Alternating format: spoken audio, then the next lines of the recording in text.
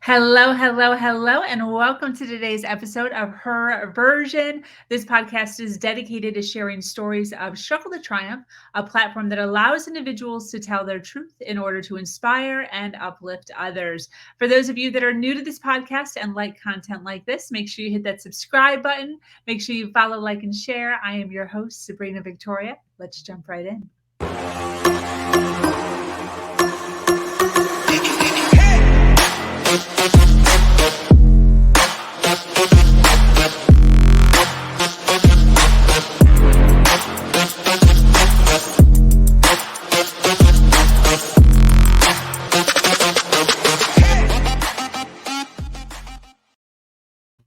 Hello, hello, hello. I'm so happy to have those of you that are already hopping on this morning here in East Coast time.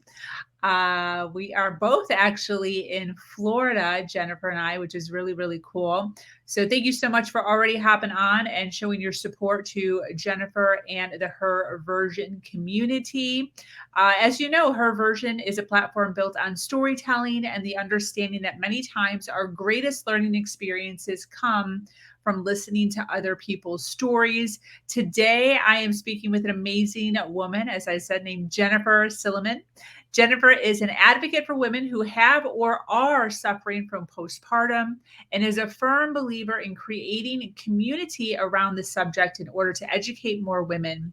She is the creator of Dark Side of the Full Moon, which is both a film and a podcast that delves into the unseen world of maternal mental health in the United States. She is here to share her own story and also give hope to those that are suffering and those that feel the guilt of the past postpartum feelings.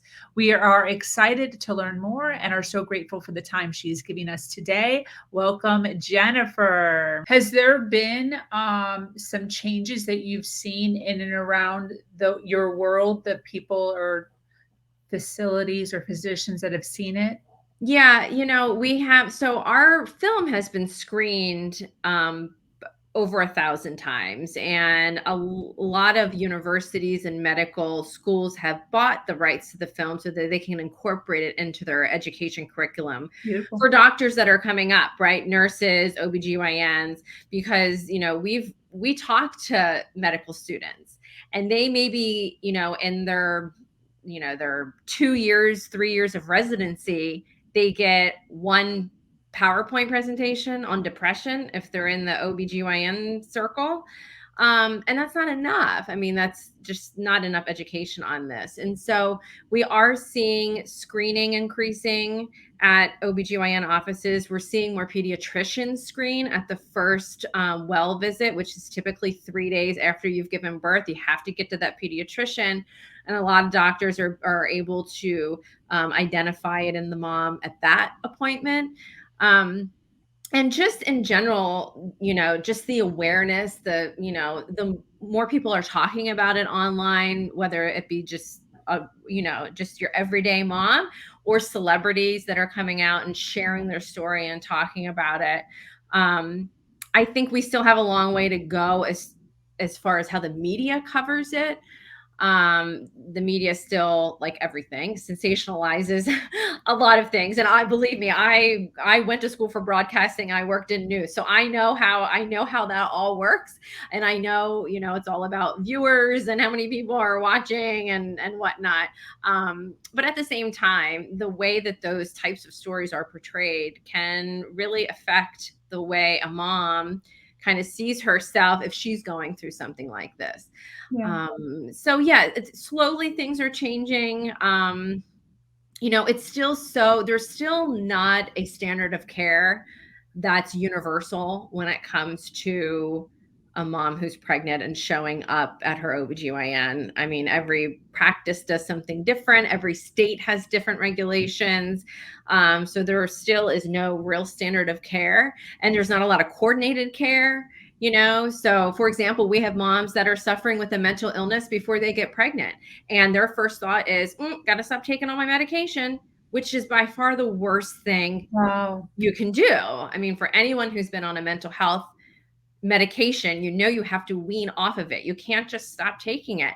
And, most psychiatrists would keep the mom on it, even during pregnancy. A lot of these drugs Wow. are safe, and it's safer for mommy and baby if she just stays on it and doesn't end up suffering from some sort of mood disorder because she went off her medication. So there's so many different moving parts, but it's not a difficult thing to figure out. If it was up to me, every OBGYN office would have a therapist and psychiatrist in-house. Oh, Just wow. in the office, so Yeah. that I'm a big proponent of coordinated care, so that the OBGYN is talking to the therapist, who, if the mom needs medication, talking to a psychiatrist. And even with my C-section, I remember going to the hospital and having to coordinate my C-section with the surgical staff.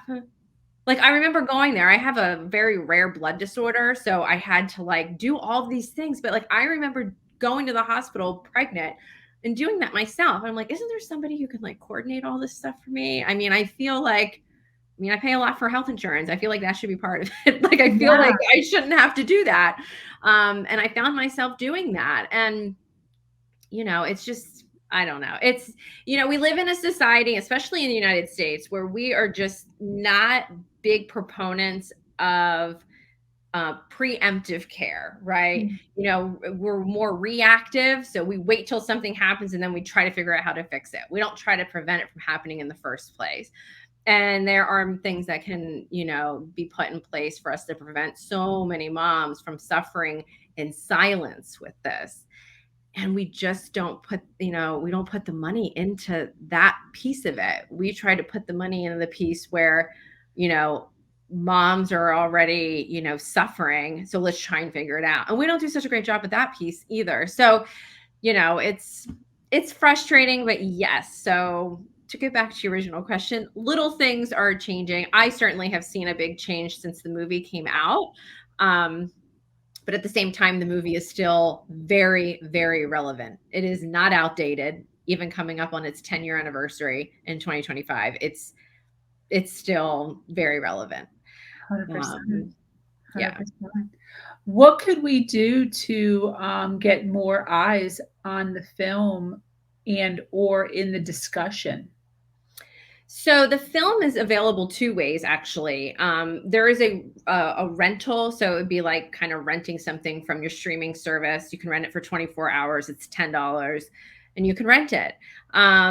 What mostly happens with universities or communities, or a lot of doula practices, or midwife practices, will get a screening license. It's $150, and they can screen it as many times as they want to. And a lot of them buy it so that they are able to show it to nurses coming on board. They're able to show it to the doctors, the lactation specialists, the pediatricians. So, that's really, it's those medical providers that make the changes in their offices that trickle down to the mom sitting in her OBGYN appointment. Got it. Um, but just moms sitting around and being open about talking about their experience, because every mom, not any, I mean, it's very rare that a birth goes perfectly, that after giving birth, that whole time period goes perfectly. And I think we, you know I'm the friend that when I have a mommy friend who's pregnant, you best believe that this entire conversation is happening, right? I am talking to them like, are you having scary thoughts?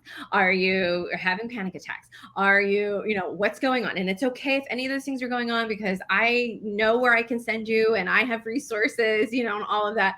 So, we don't always have to talk about the best parts of pregnancy Yeah. and even motherhood. I mean, it's okay to talk about the real things because they're happening, because we surely don't see them on social media. I mean, Yeah.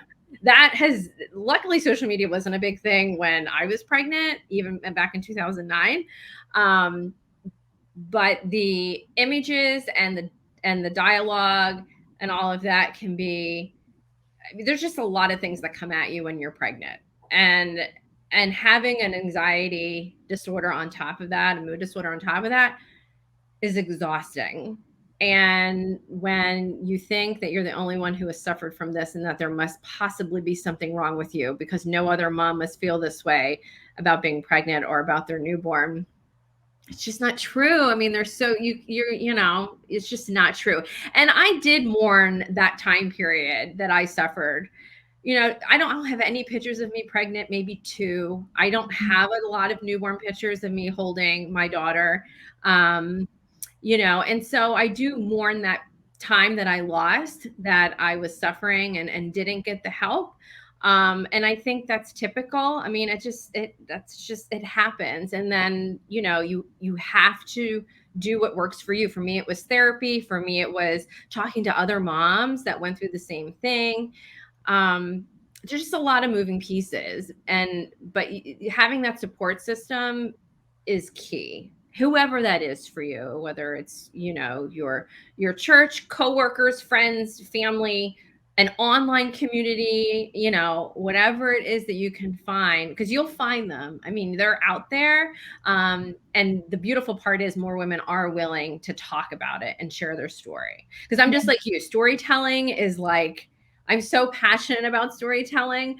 I know that it changes lives and it's so important, and it's such an easy thing to do. And it's so therapeutic for the storyteller. I feel like, I go through like some new awakening every time I share my story. So it's important. And that's why I love my podcast, because I have so many moms that reach out to me and they're like, I'm ready, Jen. I'm ready, Jen, to share my story. Can you book me on your podcast? I want to help moms and I need to share it. My family doesn't even know that I suffered, and I want them to hear it. And I have like goosebumps just talking about it. Like, that's it. Like, the more moms that speak out about this, the more we're going to help them. Yeah. And that's where my passion lies. And that's why, there's not a part 2 to our film. Films are really expensive to make and also very time consuming. So the podcast has been an easy way for me, and a free way for me to be able to continue to share the stories that are still happening in communities all over the world, and giving them that platform that they need to process what has happened to them, and at the same time help another mom. Yeah, definitely. What do you think are the first 3 steps somebody should take if they feel like there's an issue? Should they go to the doctor right away, or diet? Yeah. What would you Yeah, say? that 2-week kind of period. I mean, this is if you're not having severe symptoms, right? So if you're already having thoughts of hurting yourself and all of that, I mean, if you're having intrusive thoughts like that, then you need to go see your doctor. Now, what doctor? And this is such a tough question, because OBGYNs are typically not trained in this. Like, that's still, they're just not trained. And what we often find is that a woman will call her OB and say, I'm having, most of them don't say intrusive thoughts, because that they feel like they're just going to get locked up and DCF is going to be called and forget about it. So they might just say, I'm feeling really sad. I'm really anxious. Typically what you hear is, that's understandable. You just had a baby a week ago. Well, no. I mean, if the mom is suffering, she needs help. So what help are you going to offer her? Sometimes they're like, we'll call in a script of Xanax, take it when you need it, you'll be fine. Well, the problem with an OBGYN or just a primary care physician prescribing medication, even if it is just Xanax, is that there's typically no follow-up. So there's no follow-up of, hey, are you feeling better? Hey, is the Xanax even working? Are you getting worse? I mean, there's just kind of nothing. They don't manage medication like a psychiatrist would. They don't. And sometimes if there's an underlying condition, Xanax and things like that can make it 100 times worse. Wow. And then a mom really feels like, oh my gosh, they put me on this. It's not even making me better. I'm never going to get better. And that's when the thoughts just kind of start spiraling out of control. So it's a tough question. I mean, it's a really, really tough question. But if you have a good relationship with your OBGYN, I would call the OB oh, I'm so sorry. I would call the OB. Sorry about that. Call the OB and go online there, and actually online there is a great checklist of basically how you talk to your doctor about how you're feeling. And I would suggest, and just Google how to talk to my doctor about postpartum depression. That's you'll find it if you Google search that, and take that with you. Oh, wow. So you have kind of a script, because also when we're dealing with these things, we forget symptoms that we have. We tend to sugarcoat it a little bit. Sometimes the doctor kind of talks us out of how we were feeling, and that's not fair either. So really just knowing, what you want to say, write it down. What symptoms are you having? And then I always suggest, if you can, take somebody with you, to go with someone. So whether that's your partner, whoever, because they'll be able to remember things that likely you won't remember from the appointment, or even contribute things to the appointment that maybe you have left out.